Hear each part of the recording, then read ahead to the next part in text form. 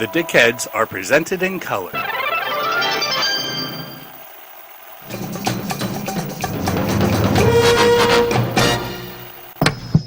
Hey, Dickheads! Like a pink laser beam of truth beaming from Southern California to your brain hole. I am your host, David Agranoff, bringing you a special bonus interview. We are going to be focusing on probably mostly Do Androids Dream of Electric Sheep and Blade Runner and that whole universe, because we're going to be talking about its connection to animal rights issues and themes. Now, my guest to talk about that very special topic, look, I could go on all day about that. Everyone knows I've been vegan for a bazillion years. I'm Gandalf age in veganism. But I got somebody else who's very interested in the issues too. Dr. Sherryl Vint from the University of California, Riverside, her research focuses on speculative fiction and the relationships between science and technology. She works broadly within a whole Marxist cultural studies tradition. She has 7 or 8 books at this point. How many books are we looking at now, Cheryl? 8? Maybe. I honestly didn't count beforehand, so your guess is as good as mine. I think we're at 8, yeah. Including Science Fiction, A Guide for the Perplexed, The Wire, and Animal... my dyslexia really hates this title. Animal Alterity. Alternity. Yes. Yes. And this is a really, really great book about animal rights themes and science fiction.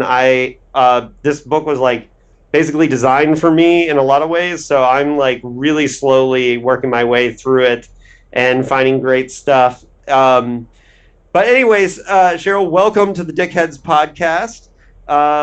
We're very excited to have you here and to talk about these issues.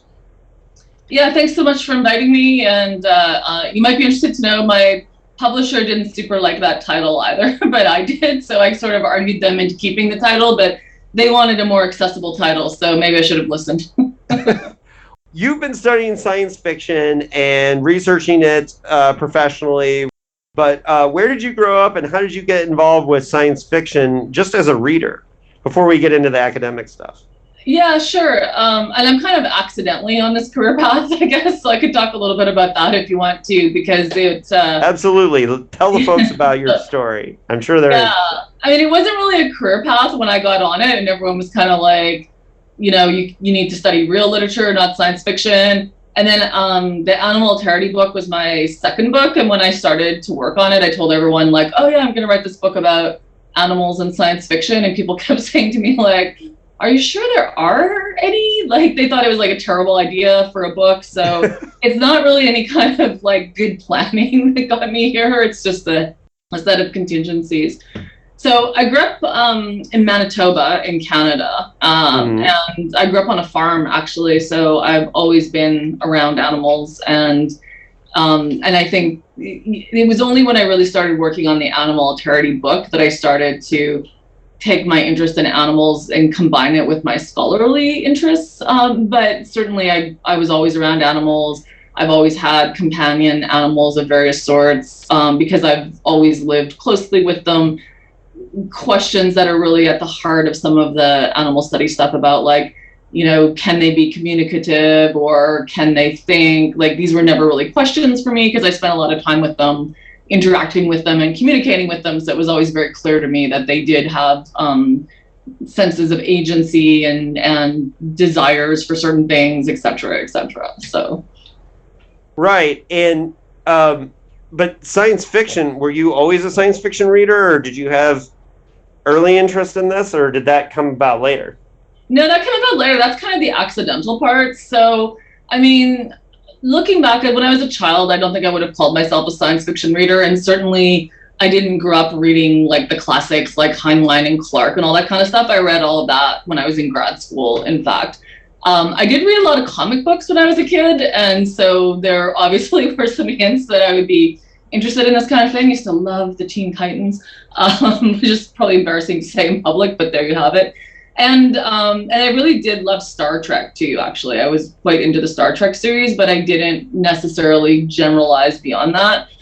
And then when I went to grad school, I went basically thinking that I would study a very sort of traditional kind of literary degree. I was very interested in literature and the history of ideas.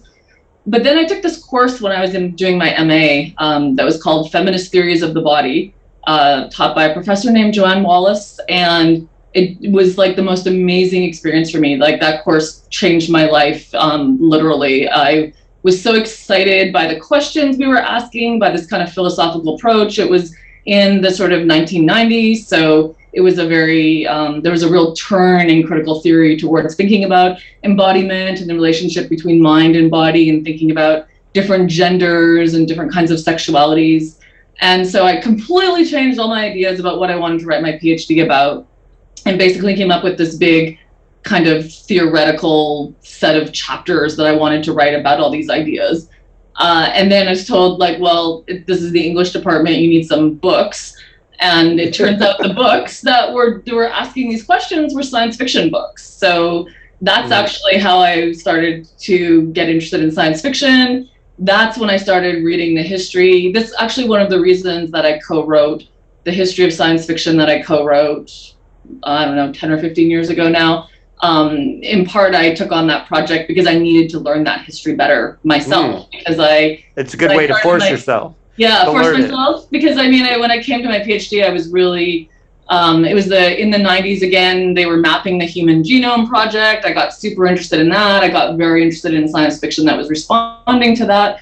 And so I was deeply, deeply read in 80s and 90s science fiction, but I didn't really know that history until I started working on that book. Yeah, and who were some of the early voices that just really stuck out to you as ones that either you enjoyed their ideas or you just enjoyed their work? Like, who really stuck out to you in the early days? Yeah, I mean, basically you can tell because I wrote chapters on them. So Octavia Butler was someone, everybody knows her now, but back when I was writing on her for my PhD, she was known within science fiction communities, but less written about than some other writers, and she wasn't yet really being talked about by sort of mainstream African-American literary studies, whereas now she's like one of the hugest figures in the whole entire field of Black cultural studies, I would say. So Octavia Butler, Pat Cadigan's work I really loved, Gwyneth Jones' work I really loved, Jack Womack, who doesn't get talked about very much anymore, but I loved his whole, Draco series, especially Random Acts of Senseless Violence, which I ended up writing on for a chapter. I also worked a little bit on Stevenson's work, because this was like right at the beginning of his career, so I was reading Snow Crash before there was Second Life and stuff like that. And I've continued to really like Stevenson's work because I do still retain that kind of hard science interest in people that are extrapolating from real technologies and stuff like that. Gwyneth Jones, a British writer, again, not so well known, I think, but I think her work is just amazing. So those were the voices that most excited me at first, and I know they're like atypical ones. But it was later when I was like learning the history that I went back and read, for example, Philip K. Dick, and did come to love him too, since I realized I should say that in this context. But I truly do love his works, his sort of sense of the instability of reality, the sort of forces larger than oneself that are constraining the ways we can understand and grasp the world. All of that really speaks to me. We'll get to Dick. We'll have plenty of time to talk about him. So, but we can talk about other people too. Like what, so where were you studying? Where were you in grad school? I was studying at the University of Alberta in Edmonton, Canada. And the person I was studying with was Douglas Barber, who even less fashionably than me, because even when I was doing this in the 90s, it wasn't super fashionable to do science fiction, but he'd actually written a book on Delaney and Russ and Le Guin that was published in the late 70s or early 80s, and so he was even more ahead of the curve in terms of doing academic work on science fiction before it became fashionable. Right. It definitely, when like McNeely was doing it at Cal State Fullerton, and so that nobody was doing that, and it was like it's it's why the collection there is named after him. But so here's before you ended up at Riverside and started doing this. I mean, you were right. There's a lot more people studying science fiction now. There's more of an academic community. Your Lisa Yazicks, your D. Harlan Wilsons, and people that have been on the podcast before. We definitely go to these academics and love to hear from you guys. But when you started doing this, there wasn't a lot of people. There wasn't as big of a community for it as there is today. So, it must have felt like you were blazing a trail a little bit doing this work back then, right? I would assume. I mean, I think for me personally, at least, it maybe felt a little less like blazing a trail and more like I was following my own intellectual preoccupations, perhaps to the detriment of my career. Like, as it turned out, it worked out for me, but I was certainly advised multiple times that I could be strategically making different choices. But, I really wanted to follow what I had a passion for intellectually, because otherwise it's just too hard to do this work. And, people like Lisa Yazek and D. Harlan Wilson were contemporaries, so they were also doing this at the same time. So I don't mean to suggest like there wasn't a community. There were certainly conferences to go to. The journal Science Fiction Studies, which I'm now a co-editor for, was founded in 1973, and it was an extremely well-respected journal. The journal Extrapolation was founded even earlier than that. So there was a field, and there was a community of scholars interested in these questions. What there wasn't really was jobs in science fiction.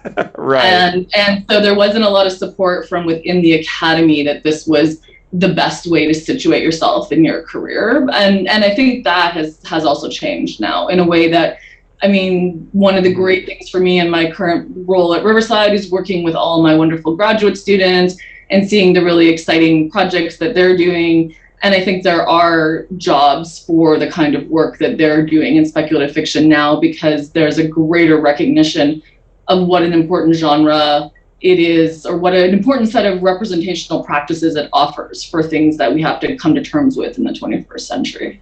Right. And, it's funny because because I read his letters and go through all the stuff, when PKD was making the decision to move to Orange County, part of it was, he mentioned that McNeely was studying science fiction, and that just the idea that he was studying and teaching science fiction and saying like, hey, you can come speak to my classes, was like one of the things that motivated him to move to Orange County. Yeah. California does seem also to get away from drugs, but yes. Yeah, I don't know how well you get away from drugs in Orange County, but I guess I don't. But California. For him, it was a place for it, because the Eaton collection, which is the collection that's held at Riverside, it was founded in 1967. It didn't really grow to the size it is now until much later. But again, like, this was just the very, very earliest days of people being interested in these kinds of things in a scholarly community. And California was really at the heart of a lot of it, in part because I think there's a lot of really important writers that came out of California, especially the sort of SoCal science fiction writers community around Los Angeles, of which Dick was a part at various times. But I think also because, in the 60s is also the first kind of wave of Silicon Valley IT kind of things. It's not what we think of now when we think of Silicon Valley, because it's still like, the days of mainframes and things like that. But it is, the Jet Propulsion Laboratories here. Like, there's a lot of like futurism and science that's in the sort of brew here in California.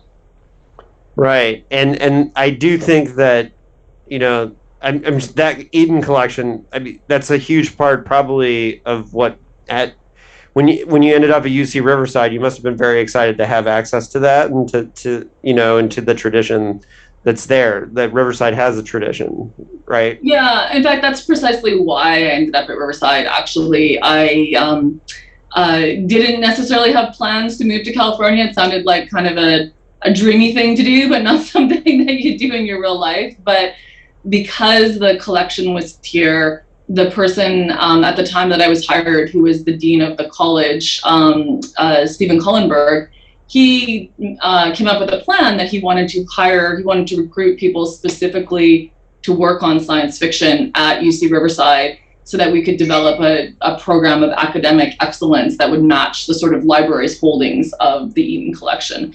And so Nell Hopkinson was also hired. I worked together with her for a decade. She just left this past year to go on to a new job at the University of British Columbia. And then since I've been hired, I've been now 10 years building this program.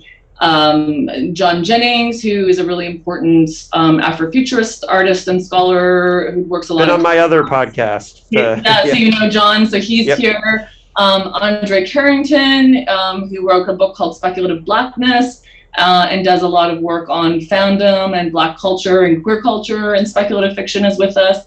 And starting in, I guess we are in July, so starting this July, although we'll really get going in September when the students come to school, we also just hired a young new scholar named Jalandra Davis, who works on fantasy and Afrofuturism. So we have like a lot of great people that are helping to build this specific academic program at UC Riverside. It's cool and important work. I totally respect you guys that, I just do this as a hobby now. Well, I mean, I could say to your viewers, if they're interested in this kind of thing, in order to access the special collection at Riverside, all you need is some kind of ID, and you can come. They can't ever leave the room, the special collection room, but anybody who is interested in coming and reading and working on these materials can. And we have, like, as you say, like so many stories that are lost, or like really old magazines that are hard to find anymore. We have a great collection of materials produced by the fans themselves.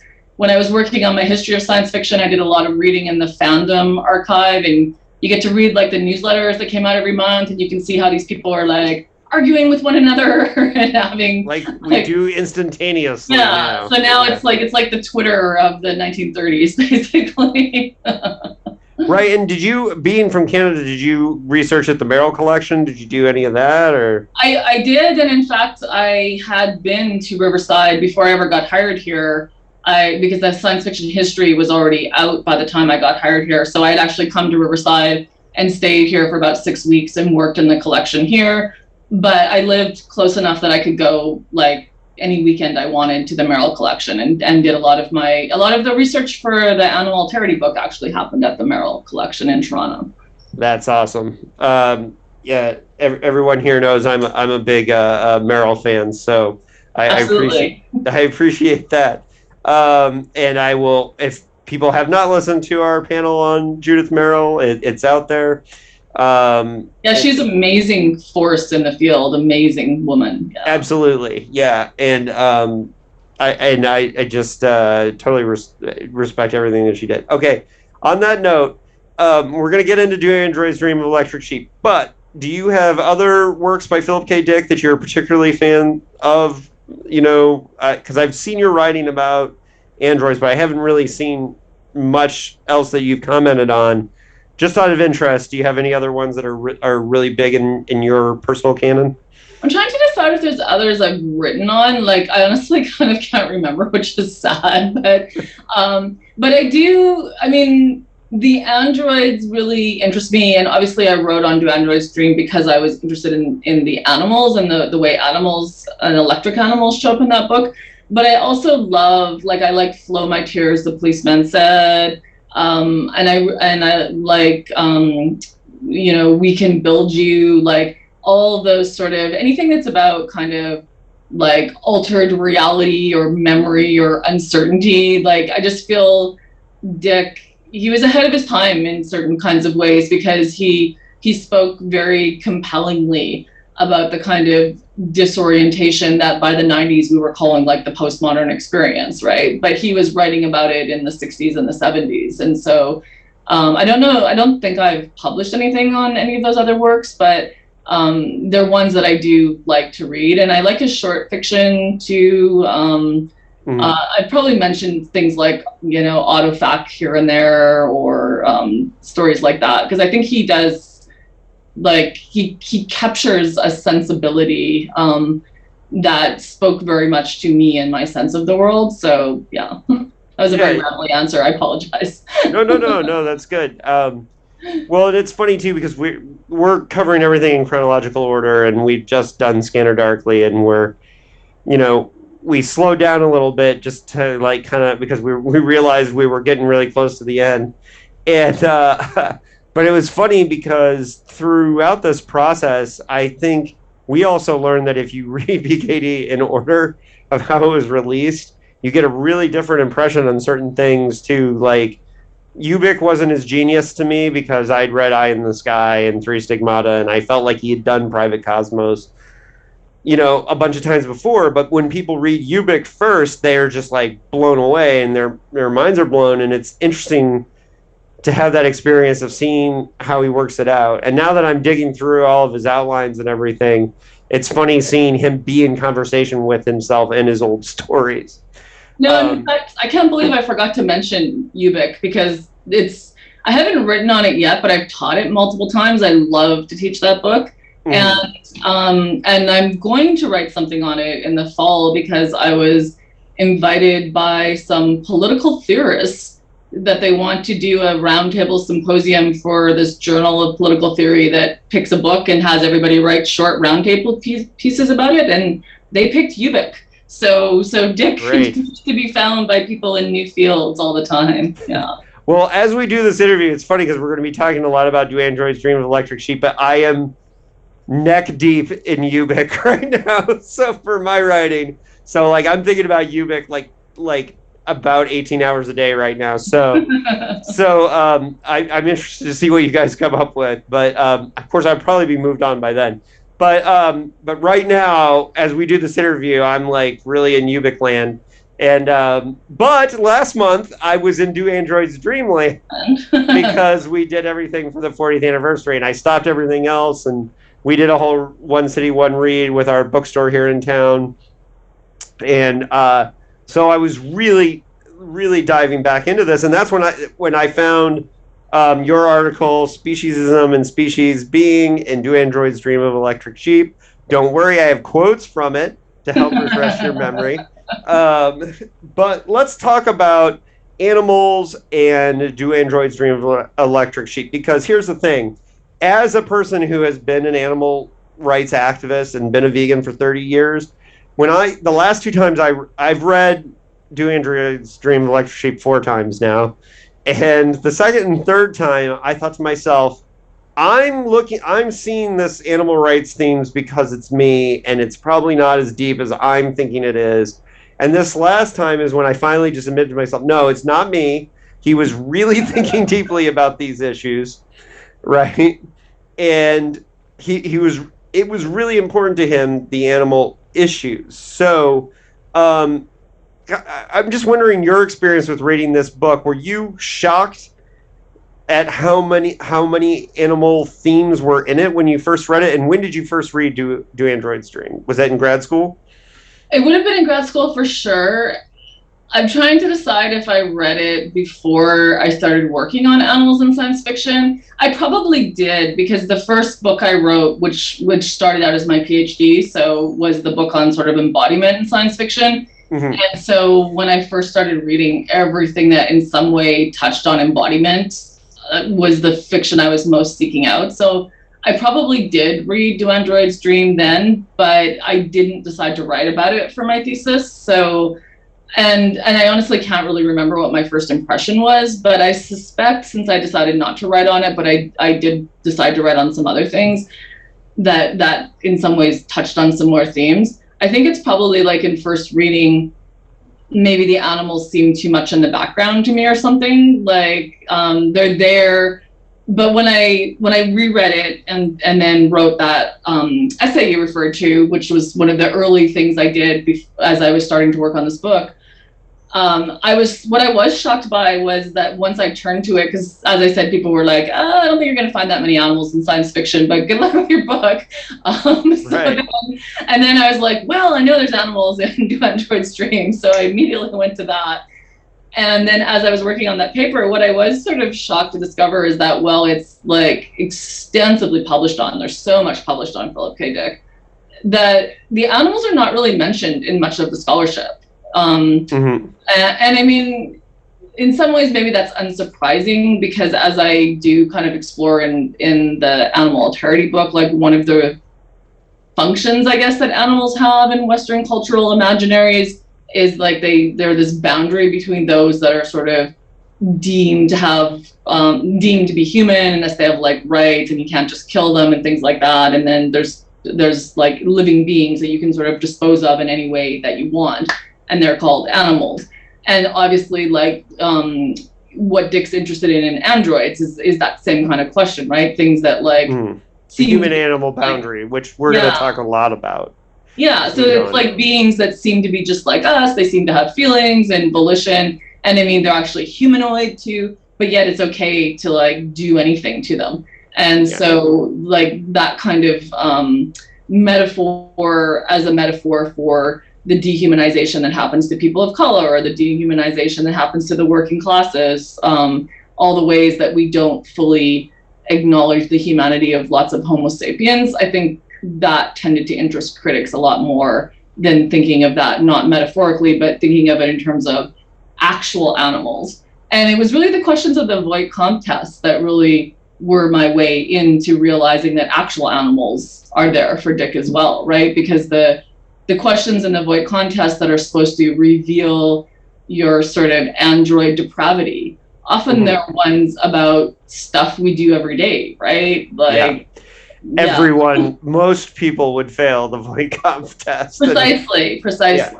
Yeah. And what I think is interesting is that he thought about these things, but he didn't, like, it's not like, I want to be clear, it's not like Phil was like a vegan warrior, like, you know, like he thought about these things and they were philosophical arguments, but I think for him, the whole animal thing was an outgrowth of the idea that we're killing the world, and just like putting a stark value between, I think the bottom line, or one of the most important things in the book, is the difference in value and how animals are a commodity still in this world, and you get 5 Andes versus 1 sheep is one of the most important things that he talks about in that book. I'm wondering how you think about that.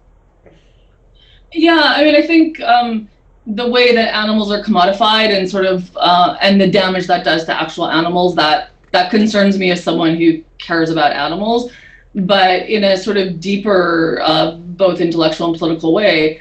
I think precisely as you say, like what's at stake in Dick's work is the sort of erosion of our own capacity to be decent human beings that's embodied by the callous way that we treat others through commodification. And that's really, I mean, the cover of Animal Alterity, my publisher didn't really like the title, and they also didn't really like the cover, but I also insisted on that cover. I really wanted that cover, because that sort of barcode blurring with the animal, to me, gets precisely at this sort of, you know, everything is consumable, everything can be used up kind of attitude that dominates in the West, and that has led to environmental crises and species extinction and factory farming and all sorts of like atrocities against humans and animals, and just sort of like ecosystems as a whole. So I think that the way Dick approaches it through that rubric is consistent with what I think is important about this area of scholarship.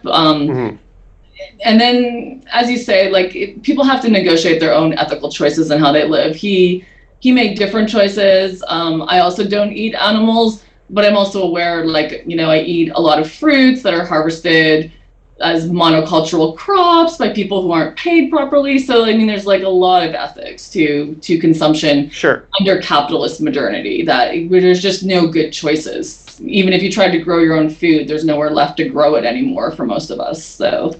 Right. And I do think he came back to it's funny because when I think of the Voight-Kampff questions, I think some of the origins of those was the eating the horse meat, specifically because I think, you know, he was thinking about how people judged him for doing that partially because people put more value on horses, And he wrote about that again with Valis and having the character named Horse Lover Fat. And I think that, like, I think he hung on to that idea, or I think some of the seeds of that were in that. And I do think that's why he mentions Happy Dog Pet Shop in the book again. Now, another book that I want to talk about in connection to this, and one that I'm going to recommend the Dickheads read and track down, is Conditionally Human by Walter Miller, who we've covered on the podcast before with when we had Brian Evanson on to talk about Canticle for Leibowitz, and which is one of my all-time favorite science fiction novels. And it was funny because I had just recently bought a copy of Conditionally the 3 novella collection, and then I literally bought it the day before I started reading your book. And so when you started talking about that novella, I was like, okay, that's a sign, I got to read it. And I put down your book and read Walter Miller's book, and I recommend people go read that, but I'm not going to spoil anything that I think makes it unreadable. But that novella by Walter Miller is very much an animal rights themed novella, although it was written in 1952. I believe Galaxy magazine, but I could be wrong about that. But this story is about animals that it takes place in a future very similar to Do Androids Dream, in that, people are not allowed to reproduce because there's overpopulation, there's a lot of environmental destruction, there's no World War terminus, but it's very similar, and it has almost the same exact opening scene where the main character, who's a dog catcher, is accused of murder by his spouse. And you and I talked about this before we started recording. I believe firmly that this is an influence on Do Androids Dream of Electric Sheep. Tessa has told me and that Canticle for Leibowitz was a favorite of Phil's, and we know that he was influenced by a lot of these writers, and that in his outlines he references other stories.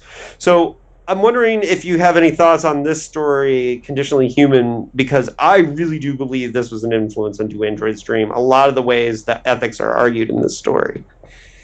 Yeah, so I'll try to talk about it without giving away spoilers, which means I'll be a little vague, but it wasn't really like a line of research I was pursuing when I worked on the book, so I didn't do any investigating to see if Dick would have had a chance to read it or not. But right, that's I'm the writer. You do that. Writer guy. Yeah. But I mean, certainly Walter Miller was a very well-known writer of the time. I mean, his reputation was probably, in some ways, he was more famous than Dick at the time of Dick's life. Absolutely. Dick's star has risen tremendously since his death. So, I mean, there's every reason to believe Dick would have been familiar with it. It is, very similarly about the kind of ethics of who we can kill and what it means that some beings are deemed killable. And it does open that kind of possibility of familial or kin relations across species too, and gets at the kind of schizophrenia that, the horse meat eating example perhaps speaks to as well, in the sense that there's certain animals that it's quite normalized in the West to eat them, so nobody blinks when you talk about eating like chickens or cattle. But people maybe are like, oh, horse, like horses are pets, or or dogs or cats, yeah. Exactly, and so there's a way in which we have a kind of schizophrenic attitude towards animals, right? Some of them we like massively slaughter without blinking an eye, and then we like get little baby outfits and dress our pets up in them and make them part of the family. And horses are really interestingly, I mean, they prior to sort of automobiles, were a massive part of the kind of industrial infrastructure, and were working animals and probably not sentimentalized in the same way. And now that we sentimentalize them, so that is a kind of meat eating that's perhaps called into question. And I think that's the sort of space that Walter Miller's book explores, right? That kind of schizophrenia. And certainly the schizophrenic is something that interests Dick in many registers. Well, and in the story Conditionally Human, there's these animals, the neutroids, who are engineered to be able to speak, to have emotions, to be closer to human, and there's various levels of them. And so and basically the main character goes through a lot of the same journey that Deckard does. Mhm. So that's another reason why I think it's now he comes to a different conclusion, which we're not going to spoil, but which is a very interesting one. But at the same time, it's very interesting. Just because I look at Dick as I look at him from the writer perspective, I'm always interested in where his ideas come from and how he formulates ideas, and I definitely think that this that Do Androids Dream is a bit of a response to this one, and I think that they are really good companion pieces to read together and to think about.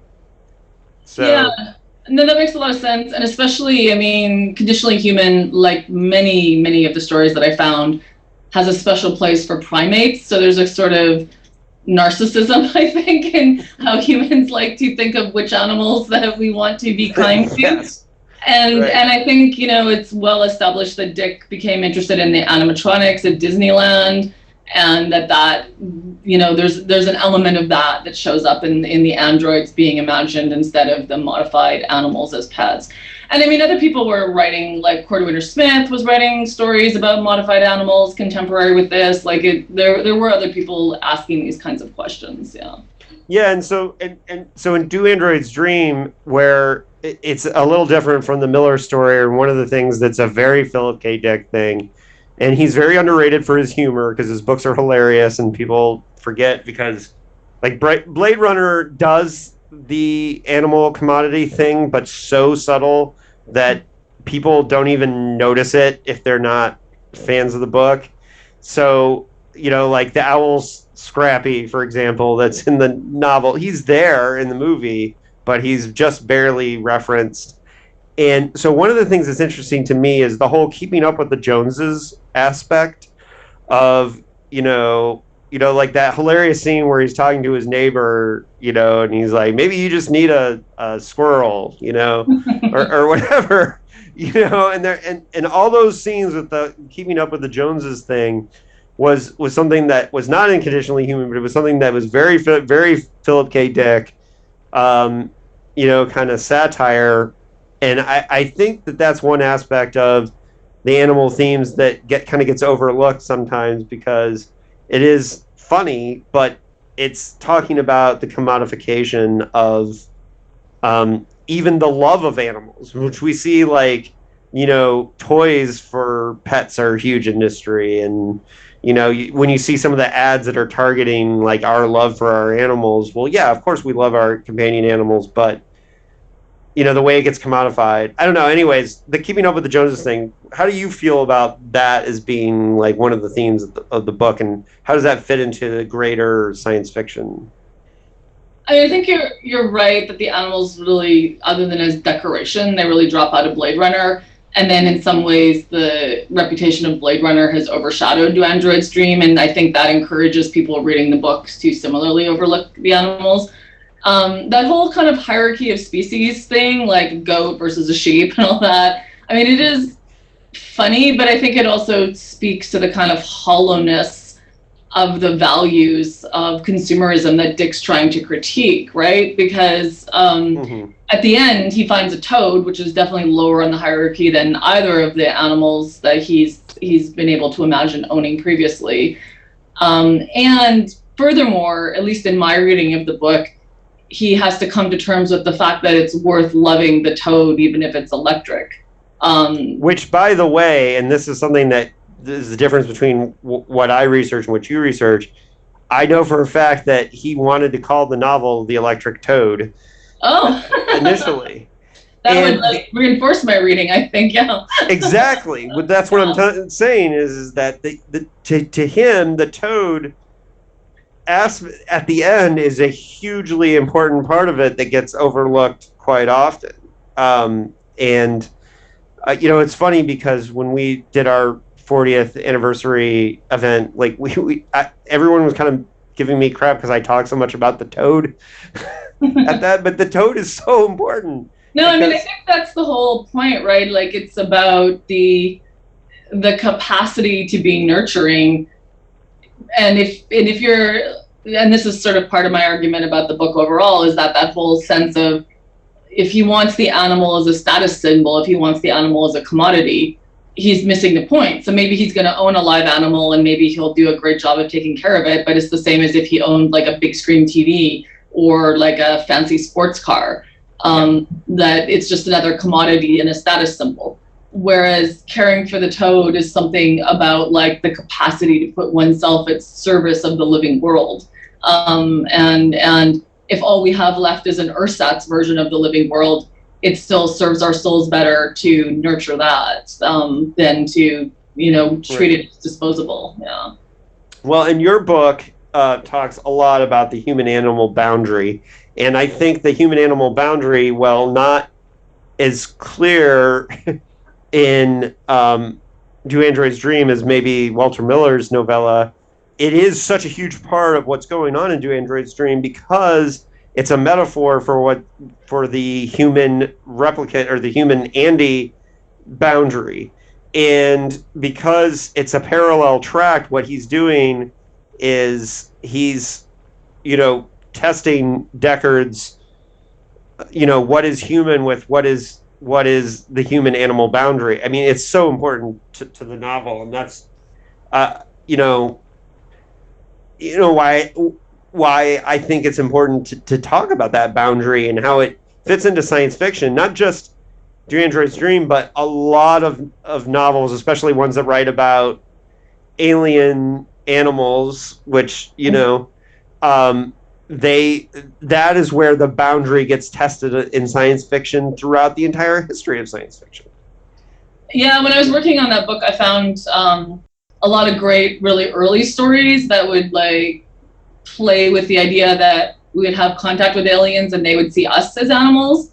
And so the sort of, just like the sort of H.G. Wells reversal of colonization that happens in War of the Worlds, where it's like, what happens when you're the ones colonized. I think there was some really interesting early science fiction, like the Human Pets of Mars, for example, where, the cultural function of that boundary between living beings that have to be treated in a certain way and living beings that can be treated as disposable. When you bring aliens into the mix and they see themselves as like the people in the story and don't necessarily see humans as people, I think that that's one way that science fiction can really help reframe how we think about that boundary. And then, I'll try not to get too boringly philosophical, but a lot of the kind of critical work that I'm drawing on is really talking about how important that boundary has been throughout Western intellectual history, and particularly the sort of stupidity, essentially, of it as this binary, where you have humans on one side, and in fact, even though humans are supposedly on one side, of course, there's like a whole history of racism and colonialism and sexism and classism by which some humans are like higher than other humans. And then you have all of animals on the other side. And so it's sort of like everything from like a microbe to a chimpanzee is in one ethical category, and then everything that's Homo sapien is in a different ethical category. Like that's a very blunt and not really refined or intellectually rigorous underpinning for one's ethics. And that's kind of the whole point of questioning this boundary all the time. In the late 80s, there was a novel called Through Darkest America by Neil Barrett Jr. Oh, I didn't know that. You've never heard of that? Yeah, Isaac Asimov presented it, and it was weird, and it got lost, but the whole book is a post-apocalyptic novel about a cattle drive where stock humans who are bred to be unintelligent, who are called stock, are used for meat because all the animals have died out. And by the way, this is a book that I have wanted to adapt in a screenplay because I think it's incredible. And the whole book is about a guy falling in love with a woman who's a stock animal. I'll have to check that out. And interesting, like how early that was, because of course, Michel Febvre's Under the Skin has that idea, right? That aliens come and they're gathering us together as stock.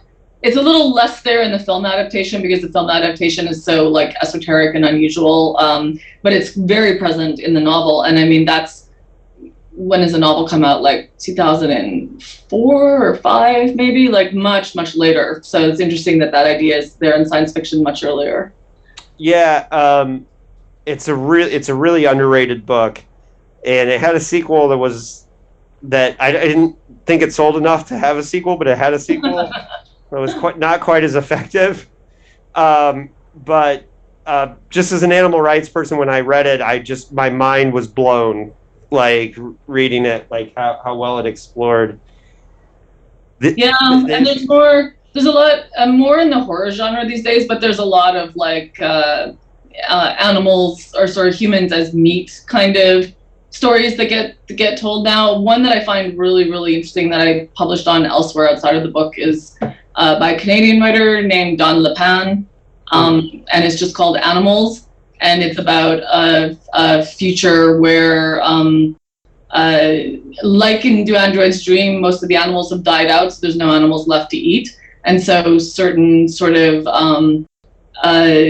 intellectually and otherwise disabled humans are deemed not human enough to be human, and they become the meat source. And the novel's about sort of interrogating that formation of prejudice and discrimination to support a culture that can't imagine itself outside of meat eating, basically. Right. And so, well, and it's funny too, because if we look at now, one other aspect of Do Androids Dream that we haven't gotten into is the empathy boxes and Mercerism and the mood organs, which fall into your bodies and technology. So, what have you commented on those? Because I think those are also underrated aspects of this novel. Yeah, absolutely. And again, I think like I place the blame for that, I guess, if blame it is to be, with Blade Runner, because it's also things that drop out of the narrative with Blade Runner. So Deckard still kind of undergoes a transformation, but it's much more about sort of individual romantic love that really comes across as kind of rapey now. That scene definitely does not hold up very well in retrospect. No, terrible. Yeah, no, and I feel like that's really much closer to what Dick actually was interested in, just like the Tod is much closer to what Dick was actually interested in. And I think what's particularly interesting about Mercer is that the empathy can be real even if Mercer's a fake, right? And that again aligns with the Tod. And so it's really not a question of ontology for Dick.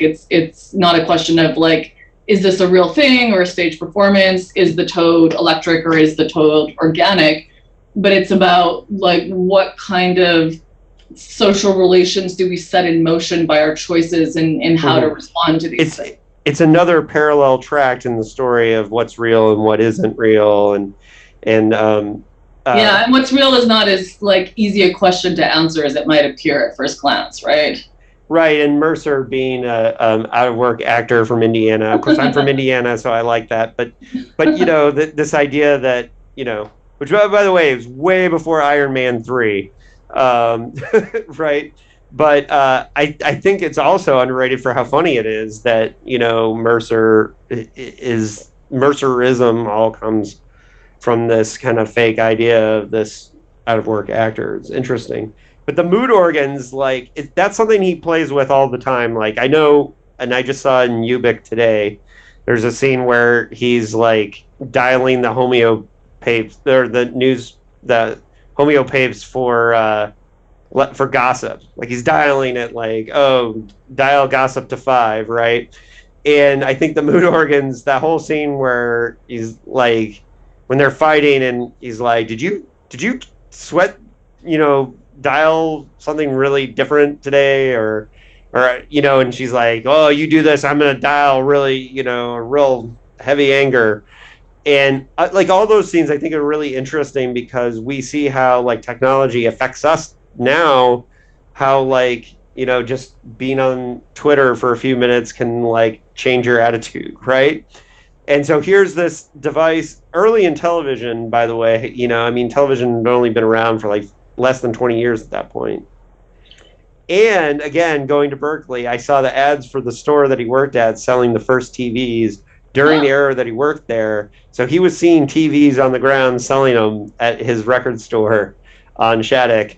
like early on. So I think he thought a lot about how TV and media and all those things manipulates thoughts. So I'm just interested in how, in the history of science fiction, it blends in with how technology is involved in our emotions, right? So Yeah, no, I mean, that's one of the ways that I do see Dick as a really kind of prescient writer, that, his fame came much later, and it's because people finally sort of got his books once they were living right. sort of mediated in all these sort of simulated realities in a way that he saw coming 20 years before. I think the mood ordering, I mean, it's interesting for so many reasons. Like, one is the sort of the fakeness of emotion that keeps you from having to deal with the sort of material consequences of the world. I think we see that in like an over prescription of things like Prozac, but also in the way that it's now sort of established that various kinds of social media pings and things are like addictive, and we spend all our time kind of immersed in these worlds of getting like likes or pings or this or that. And that not only is it maybe sort of damaging us to be in these addictive kinds of ways that our emotions are being manipulated, whether it's by drugs or whether it's by pings, but also, as his fight with his wife Iran shows, like, maybe it's actually really good to be depressed when you're living in a dying world. It's not pleasant, but maybe you're only gonna. Maybe it's okay way to feel. Well, and maybe you're only gonna sort of be inclined to maybe do something to have it die a little more slowly if you actually have to feel what it is to be in a dying world.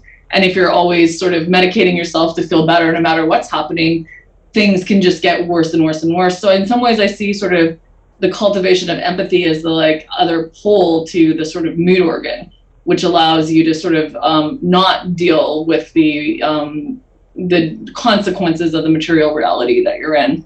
And then the science fiction has always been interested in sort of envisioning new communication technologies. There's a really excellent book called The Perversity of Things, edited by Grant Whitehall, which is about Hugo Gernsback and all his columns he wrote about like ham radios and tinkering with radios. He actually wrote a few things about television in the early days of experimental television before there were regular broadcasts. So there's like a kind of a long history of sort of media theories of communication and what that means for the social environment being taken up by science fiction.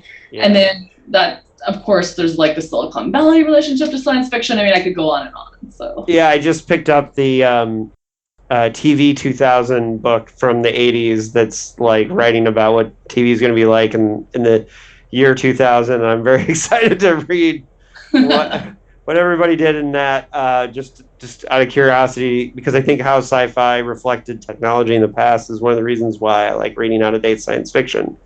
And a longtime homie of the podcast, John Shirley, and he and I recently, because I always give him a hard time because he wants to update all of his old novels for technology and politics, and I'm always telling him, no, don't you do that.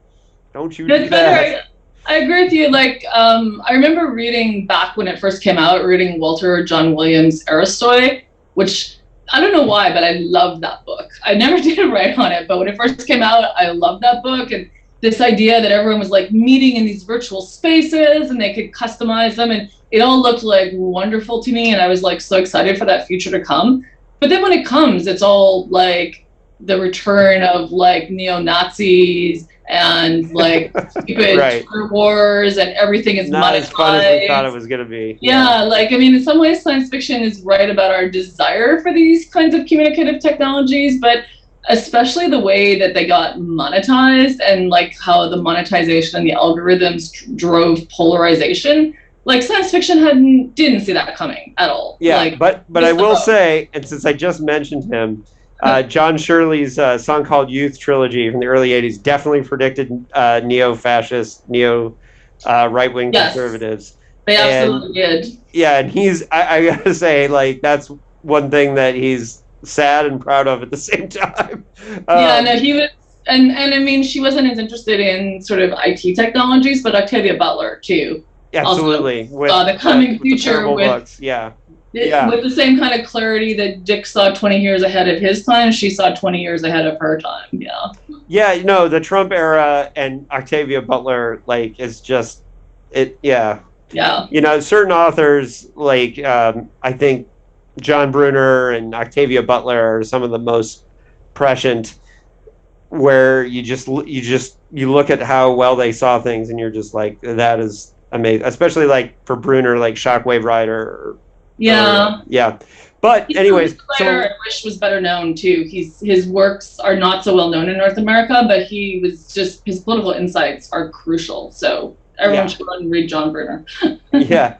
Now, so before we wrap up, as far as, is there anything I'm missing on Do Androids Dream and Animal Rights that we haven't talked about? Because I think we talked about a lot of it, but I think there's no shortage, because being that I've read it 5 times, you know, I found things this time I'd never seen before in a reading of it. I think you can keep finding these levels of animal issues in it, but is there anything I'm missing for Do Androids Dream that's important to you? I mean, I wouldn't say there's anything you're missing, but what I would say is that there's, in addition to Blade Runner, and then of course Blade Runner 2049 and all the various like ancillary texts that came out, like, because now there's like, they're trying to fill in all the history between like 1982 and 2049, so there's a lot of Blade Runner texts out there. Mm-hmm. There's also Rosa Montero has her Bruna Husky books. The first one is called Tears and Rain, and the second is called Weight of the Heart, that also extrapolate from Do Androids Dream, and in ways that I think are much closer to the novel and to the concerns that Dick had that we're talking about here, like precisely the concerns of commodification and empathy. You've got me sold now. Yeah, so I would highly recommend these books as a space where people are expanding the world that Dick imagined in ways that are more attentive to the kinds of things that we've highlighted in this conversation. I hear the sounds of listeners adding it on their Goodreads want to read list right now. Especially, well, in your books as well. And where do you think they should go with your work first? Like, I greatly enjoyed this book, and obviously because of the themes of it, but this was where I was starting with your work, and I'm intending to make a section on my shelves in my sci-fi reference shelf here that goes back 3 levels. I'm gonna find a spot for all of your work. So what should people be reading? Well, I mean, I think it kind of depends what they want, because there's no, much like I accidentally fell into this career path, I just sort of figure out what I'm interested in and then I write a book on it. So the Guide to the Perplexed book is really an overview of how I teach science fiction. So if you want to sort of have a sense of conversations around academia and science fiction, I'd go there. I did a short little book for MIT in their Essential Knowledge series that's just called Science Fiction, the Essential Knowledge. And it's really about how I think science fiction is super relevant to all kinds of problems facing us today, from like climate change to AI and the future of work to colonialism and the sort of legacies of that. So those are all like kind of intro-y kind of books.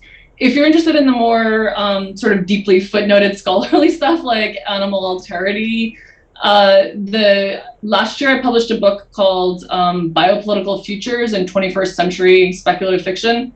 That was not my preferred title, but this time I caved and let the publisher name it what they wanted to call it. I kind of love how word salady and nerdy it is, to be honest with you. So. Search engines, right? They wanted search engines to hit on all those words, whereas I wanted to call it living capital is what I wanted to call it. Well, no, that's a cool title, but listen, I'm not above wanting like a title where when I say it, I can get like glossy-eyed looks from the people who are like, what? I'm reading a really smart book, right? So I mean, I don't think it's well titled, but it's all about commodification of the body, including animal bodies. And so if people are interested in that element, I'd read that.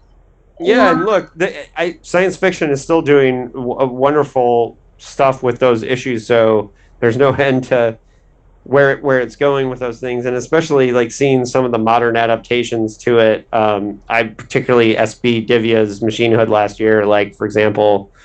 I think that's an amazing book. Yeah.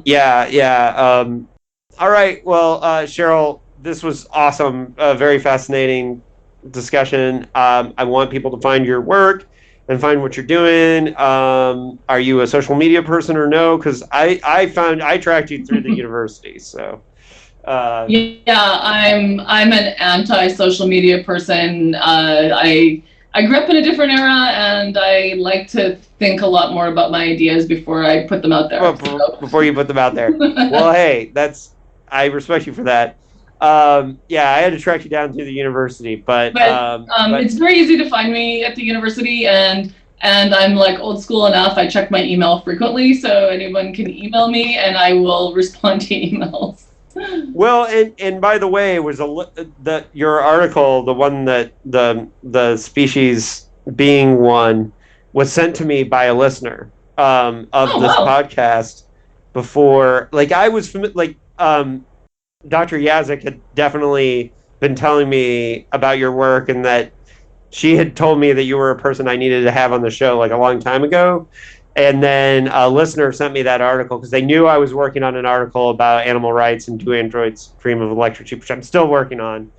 But yeah, so thank you for joining us. And people could also, they could look into going to, if they want to study science fiction and end up at UC Riverside, they could have you as a teacher too.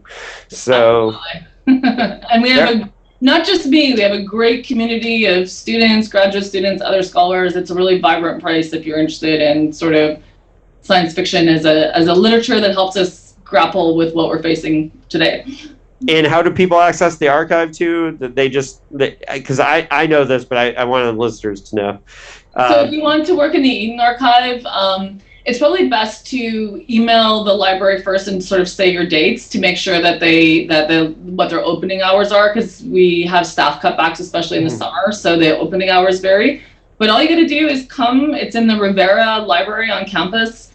You can go to the kiosk in parking lot 1 and get a parking permit. Go to the library. It's on the 4th floor. And if you show you have any kind of ID, they'll sign you in, and then you tell them what you want to see, and they'll bring it out, and you can see it. I suggest 2 things. Look at the archive ahead of time, know what you want to request. And bring a cardigan, because it's going to be like 110 degrees outdoors, but it's very chilly in the library.